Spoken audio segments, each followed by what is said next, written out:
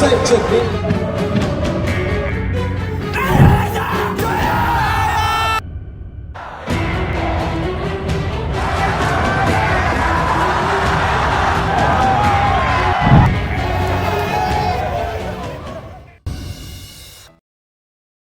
Timnas Indonesia, sang raksasa Asia yang bangun dari tidur panjangnya.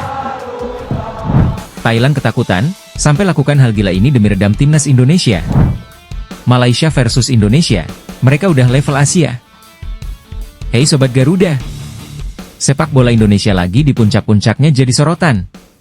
Federasi Sepak Bola ASEAN, AFF, baru-baru ini memberikan pujian yang gak tanggung-tanggung untuk Timnas Indonesia. Mereka menyebut Indonesia sebagai raksasa sepak bola ASEAN yang sedang bangkit dari tidur panjangnya. Sebutan itu nggak asal-asalan. Skuad Garuda baru aja memetik kemenangan luar biasa atas Arab Saudi di kualifikasi Piala Dunia 2026. Gol-gol dari Marcelino Ferdinand membawa Indonesia menang 2-0 dan bikin Stadion Utama Gelora Bung Karno meledak dengan sorakan puluhan ribu supporter. Performa luar biasa di kancah Asia.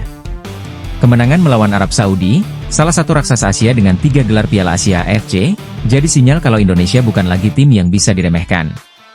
Dengan koleksi 6 poin di grup C kualifikasi Piala Dunia 2026, harapan untuk terus melaju makin nyata. AFF bahkan menyoroti bagaimana semangat juang Timnas Indonesia mampu membakar optimisme lebih dari 280 juta penduduk di negeri ini.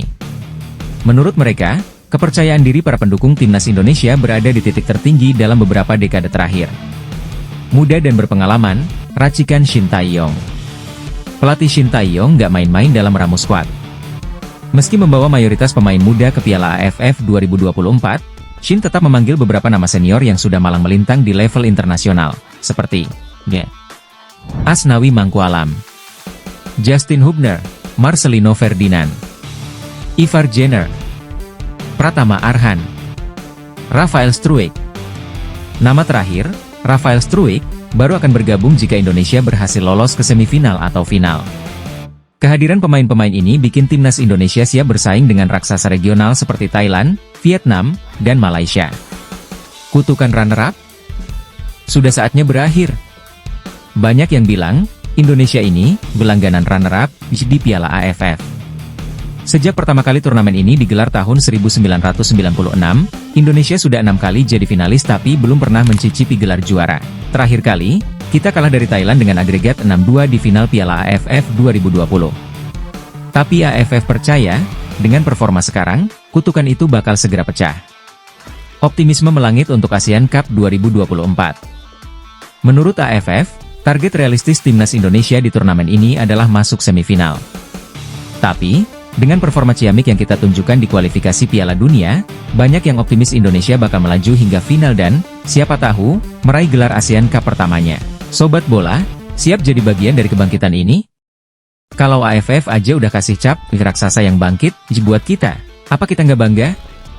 Yuk terus dukung Timnas, baik di kualifikasi Piala Dunia maupun di Piala AFF. Menurut kalian, siapa pemain paling penting yang bakal jadi kunci di turnamen nanti? Dan, apa kita bisa pecahkan kutukan runner-up di Piala AFF? Komentar, sob.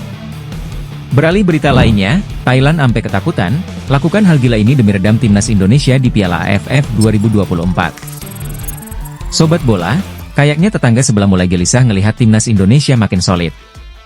Thailand, si gajah perang, lagi serius banget buat pertahankan gelar juara di Piala AFF 2024. Beda sama kita yang lagi gas terus regenerasi pemain muda, mereka justru panggil sederet bintang buat lawan Indonesia. Kira-kira takut sama siapa? Ya, Thailand pasang mode serius. Pelatih Thailand, Masata Daishi, ogah ambil risiko. Dia langsung panggil pemain-pemain yang pengalaman dan ngeri-ngeri, sedap buat bikin Indonesia keringetan. Nama-nama seperti Supachok Sarachat, Ekanit Panya, Supanat Muenta, sampai Terasa Poe Pimai masuk dalam skuad mereka. Supachok Sarachat, main di Consadole Sapporo, Jepang. Ini pemain tipe, cepat, lincah, langsung hilang kalau kamu kelamaan kedip. Jangan kaget kalau dia bikin pertahanan kita sibuk. Ekanit Panya, gelandang dengan visi kayak mata elang. Ini orang gak cuma bisa ngatur serangan, tapi juga punya kaki yang siap ngancem gawang lawan kapan aja. Kalau kata komentator bola, Timnas Indonesia harus lebih waspada dari tukang kredit motor lewat. Meski nggak bawa nama-nama tenar kayak Chanatip Songkrasin, Terasil Dangda, atau Theraton Bunmathan, Thailand tetap nggak bisa diremehkan. Pemain-pemain muda mereka juga lapar gelar dan bakal tampil total di turnamen 2 tahunan ini. Tapi ya, serius, kenapa mereka nggak bawa Chanatip CS? Apakah itu karena mereka pikir Indonesia kali ini bakal beda? Bisa jadi, bro. Soalnya kan kita punya Marcelino Ferdinand, Pratama Arhan, dan pemain muda lain yang udah bikin geger Asia di kualifikasi Piala Dunia kemarin. Timnas Indonesia, muda, berbahaya, dan haus kemenangan. Sekarang, kita ngomongin Garuda muda kita. Pelatih Shin Tae-yong ambil pendekatan beda, kasih panggung buat pemain-pemain muda biar dapat pengalaman dan mental baja.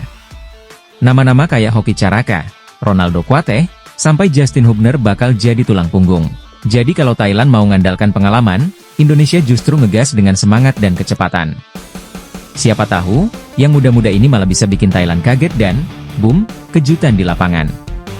Kalau bener Thailand sampai segitu seriusnya buat lawan kita, artinya Garuda Muda udah bikin mereka deg-degan duluan, kan? Yuk, kasih semangat di kolom komentar.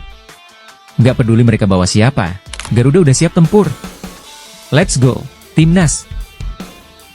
Beralih berita lainnya, Malaysia versus Indonesia, mereka udah level Asia. Sobat Garuda, ada berita menarik nih dari negeri tetangga. Pengamat sepak bola asal Malaysia, Zakaria Rahim, terang-terangan mengakui kalau Timnas Indonesia sekarang udah beda level. Menurutnya, Garuda Muda kita udah naik kelas, bukan lagi cuma Raja ASEAN, tapi udah masuk level Asia.